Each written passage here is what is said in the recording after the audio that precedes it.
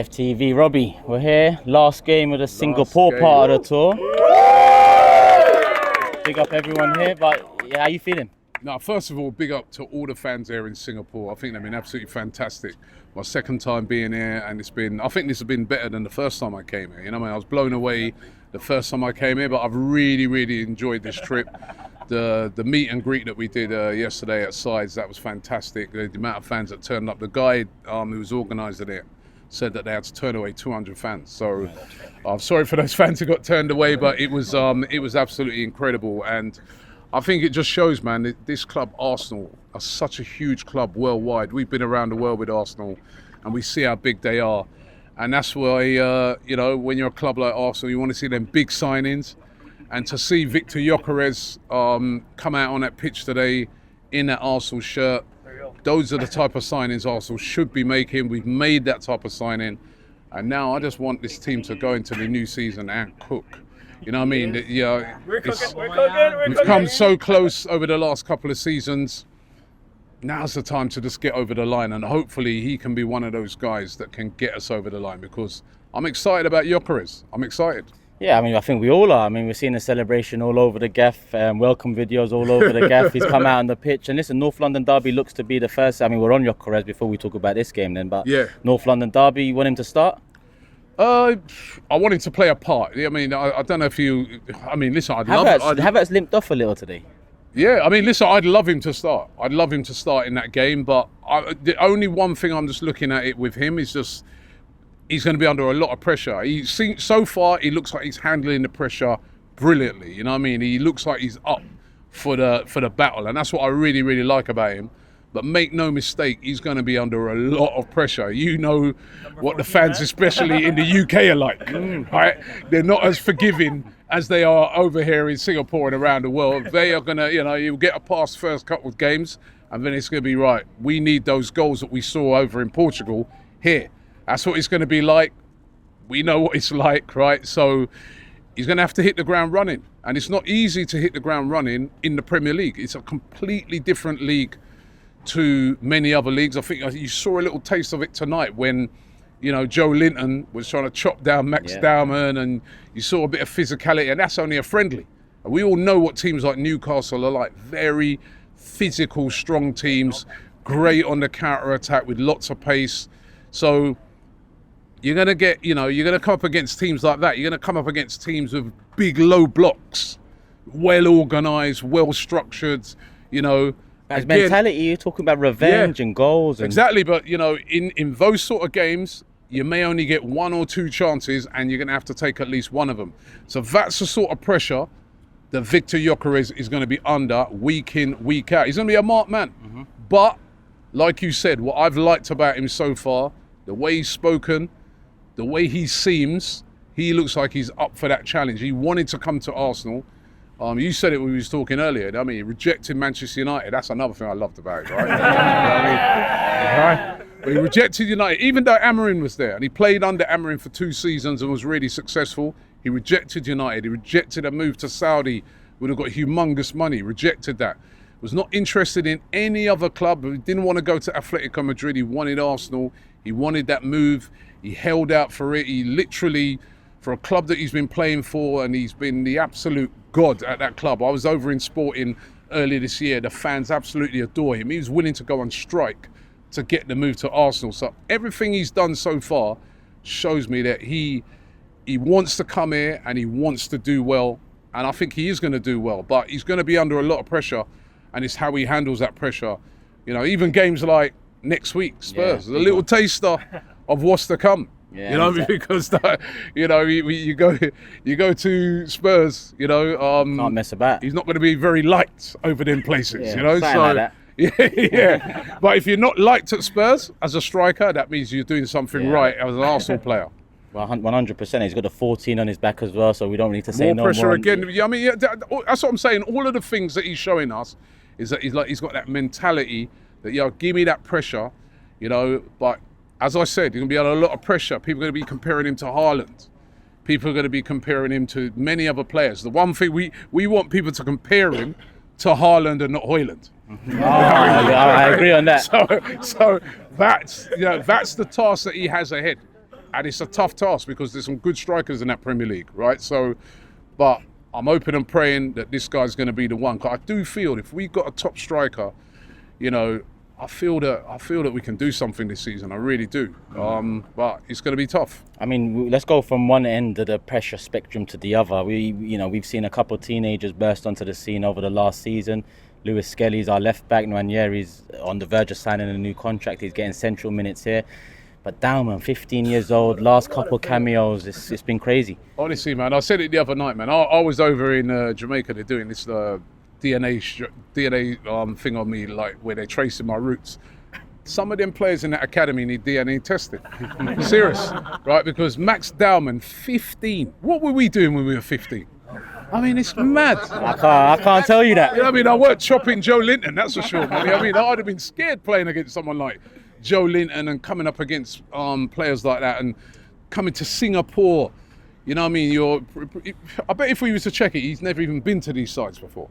Or probably the only time he's been on those sort of things has been... Family holidays. Yeah, family holidays. I mean, for him to come, as soon as his first time he was past the ball tonight, he was on the move, turning, taking on players. I mean, he's fearless. Yeah. Absolutely fearless, right? And listen, you don't want to rush players like that. We've seen players in the past that were deemed great prospects and they kind of fizzled out.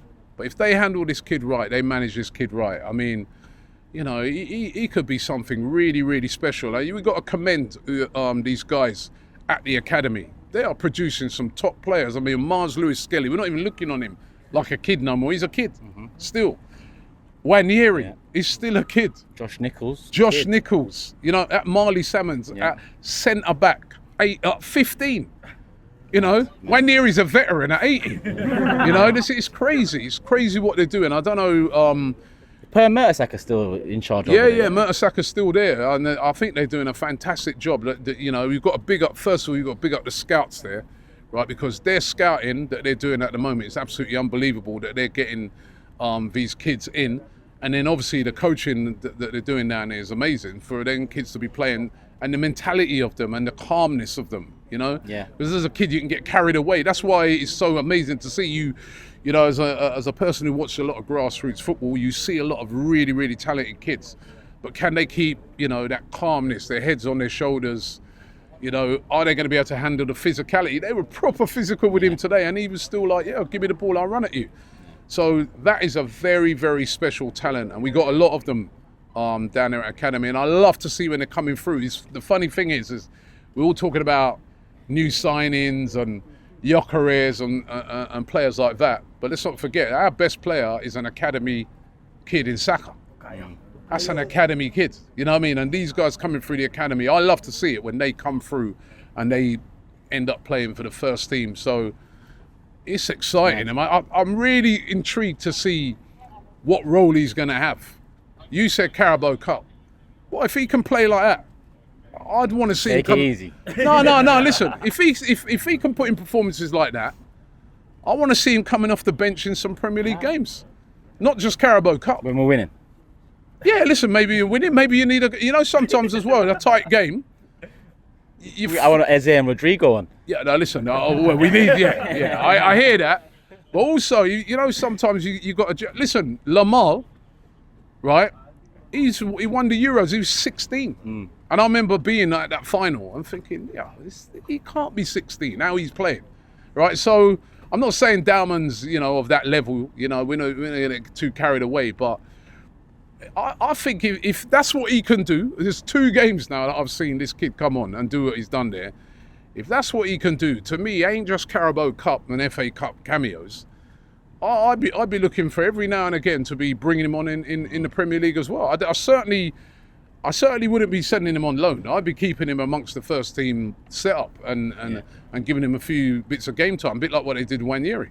Listen, that's the exciting stuff out the way. I want to go on to Calafiori, who, you know, it was probably the down point of the whole game. He's come off injured again. Hopefully nothing too serious, but something that's been, you know, consistent across his first year over here. Do you think that changes any plans? I mean, the talk was we need to sell players. Zinchenko was probably on one of those lists, but now you look at this Calafiori injury. Do you think? Yeah, We don't know how bad that injury is. You know what I mean? I'm just hoping that maybe if he just felt something, I'm sure them players will be under the instruction. You feel anything, you just go down, come off, take no chances. So I'm hoping it's just something like that. He has been very injury prone since he's come in, which has been a shame because I think he's a really good player. But yeah, I think it's one to keep an eye on. But listen, they've still got enough cover at the back. What we will need to see is, I still think a left winger, I'd love to see come in.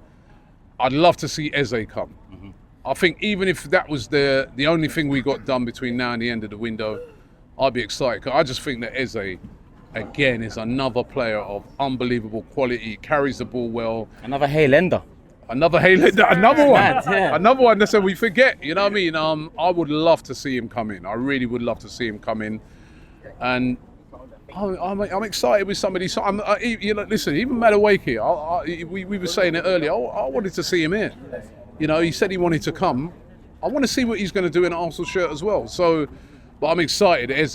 If we can get that done, I think we would have done some great business this summer. Yeah, 100%. But lastly, Marino, great finish. Odegaard buried his penalty after a couple misses last game, Man United FA Cup. I mean, actually, who takes the penalties next season? Because for me, Victor Gyökeres is our penalty taker now. Gyökeres takes the penalties, man. You know what I mean? Gyökeres, to me, takes every penalty, right? I mean, you know, Saka, Odegaard, every man stand down because his penalty record is brilliant. Yeah. And I want to see him take the penalties as well, because I'll be disappointed if, say, in his first game, say we got a penalty and I saw Saka taking it. Because I want to see Gyökeres assert himself and say, no, hold on. I want a man that's hungry for goals, who says, you know, and to me, you take the penalties, you know, you're the main guy. And that's another reason as well I'd like to see Eze come in, because I was saying it to you earlier, we don't have a free kick specialist in the team. Yeah. And if you bring in an Eze, he's a free kick specialist as well. That's another string to his bow. So, but Gyökeres takes penalties, man. No disrespect to Saka, but Gyökeres takes the penalties. I love Rob. 2 wins out of 2 in Singapore, on to Hong Kong next. And we move. Hong Kong. I'm looking forward to Hong Kong. But once again, big up everybody over here in Singapore. Sid, Matt, the Riot guys, absolutely brilliant. Everyone that turned out for the meet and greet. Everyone who turned out for the meet and greet. Everyone who's looked after us so brilliantly since we've been here. You know what I mean? It'll definitely be a place that I'll be back to. Definitely a place that I recommend to people to come to. It's a beautiful country. But we move on to Hong Kong. It'll be my first time there. Looking forward to it. Come on, love.